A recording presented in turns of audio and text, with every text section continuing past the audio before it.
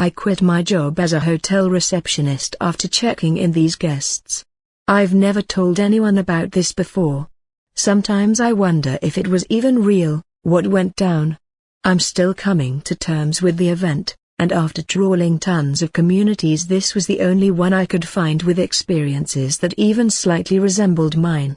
I hope it's okay to vent here? I mean, fuck me, some of you lot have been through some shit. Shit that I couldn't even imagine.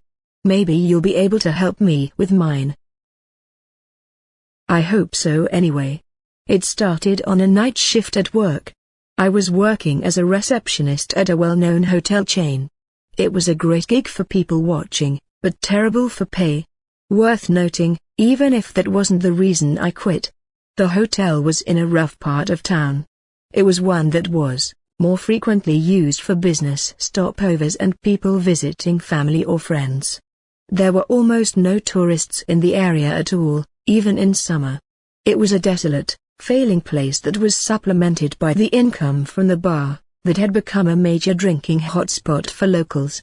This meant there were often fights in the lobby, transient folk popping in and very aggressively asking me for a free room, and drug runners trying to rent rooms for a few hours at a time.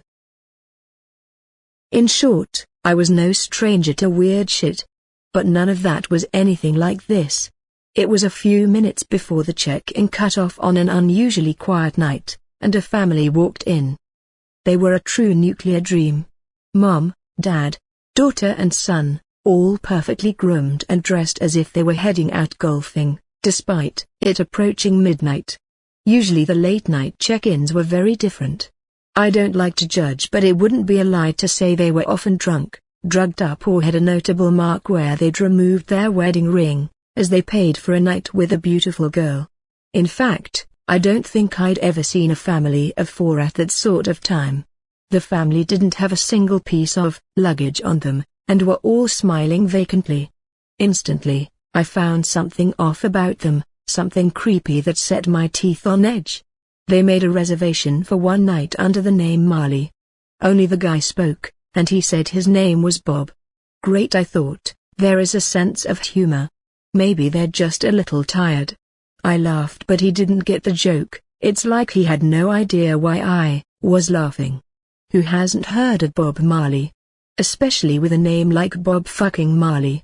The other three remained silent too, creating the most awkward atmosphere I'd ever worked in. Embarrassed, I completed their check-in and gave them a short spiel about hotel services, including a pool, spa, gym and shuttle bus service to the nearby train station.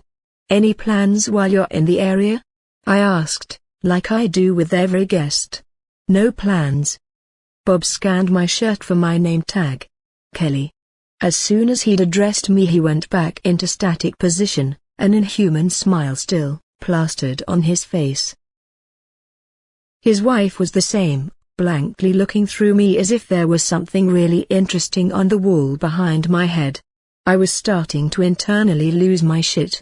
What really concerned me, however, were the kids. They were young, maybe 5 and 7-ish, and they hadn't moved either. They weren't running in the lobby, or fighting over a toy, or even pulling on their parents' clothes, asking to go to bed. They stood facing me in sweater vests, identical smiles to their parents, and their hands resting behind their backs. Creepy little fucks. I started to survey the lobby, hoping I wasn't alone with a family of complete freaks. The bar had just closed and all the regulars had cleared out. Not even a cleaner was in sight. I cleared my throat and tried to remain calm with a forced grin on my face as I handed Bob his key. You're in room 52, through that door, and there's an elevator. You want the 3rd floor, and 52 is just past the first door on the left. Enjoy your stay. I took a deep breath and looked at my computer to try and indicate that it was time for them to head to their room. But they didn't move. The fuckers just stood there, vacant and still with those stupid fucking smiles. Would you like me to help you find it, sir? I asked. No thank you, Kelly. Could we have a drink, please? We're parched. I looked back at the empty bar, shuttered to shield the alcohol from the people that wander in during the twilight hours. There's a fridge in your room. If you head up, it's stocked with waters and soft beverages. I held my breath this time, waiting for them to turn around and head for the door, but they didn't. They kept looking back at me as I tried to plot a sneaky way to let the doorman know I was in trouble without alerting them. I'd asked about a damn panic button under the desk so many times and the company still hadn't shelled out for one.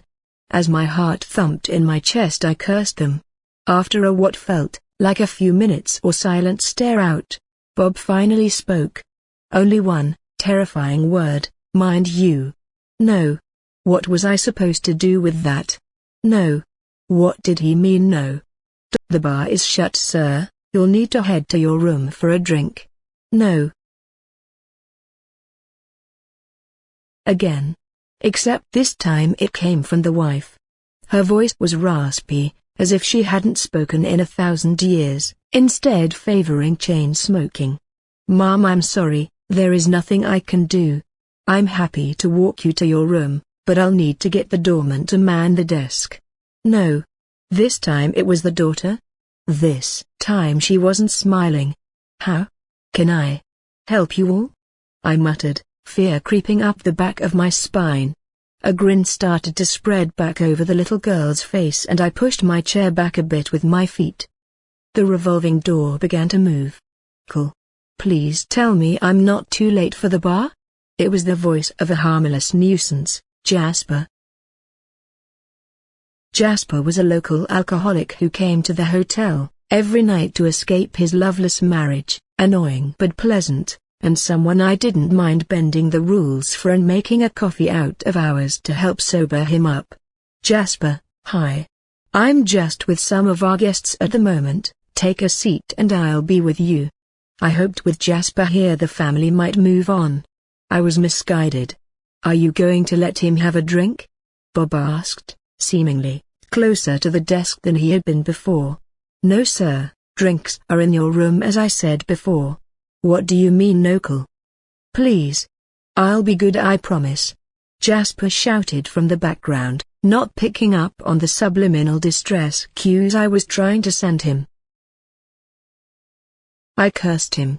Why did he have to be too drunk to realize that I was in trouble? The kids turned, hands now visible as they remained clasped behind their backs, and they walked towards Jasper. What are you two doing up so? No. It all happened so fast.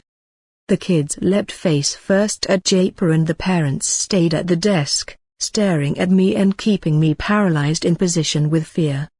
Blood flew everywhere. They tore him apart with their teeth, and I screamed. I screamed so hard that George the doorman ran into the commotion and was blindsided as the two ravenous beings turned on him. Never once did they unclasp their hands. They moved in a way that defied the laws of physics themselves, ducking, with their faces as a lethal weapon like birds pecking at their prey. I tried to get a clear picture of their faces but I couldn't move. George shot one of the kids in the ruckus, the creepy little girl. Things went silent for a moment and the parents' attention was finally diverted away from me. In that moment it was confirmed that they definitely weren't human, and we were fucked. It squealed and screeched on the floor as a dark liquid oozed from the wound. Things had gotten bad in the lobby before but never that bad. I felt like I was gonna pass out. Bob walked towards George, who was frozen with shock, unclamped his interlocked finger grip from behind his back and reached out to rip George's head off. Clean off. It rolled across the lobby floor and I started to go into a panic attack. As I hyperventilated, I watched the wife join her family around the corpse of the daughter. We only wanted a drink, Bob said, looking at me with the same smile he'd entered the building with, and tears in his eyes for his daughter. The wife picked up Jasper and tore a hole in his torso, pulling out one of his organs. I'm guessing it was his stomach, because when she squeezed it into her son's mouth, yellowish liquid came out. We won't be staying tonight. Bob said as he picked up the little girl and threw the key I'd handed him at me before leading his blood-soaked family out the revolving door. It's fucked, I know. I called the police instantly. Before anyone says it. I don't know how I made it through the phone call, but I did.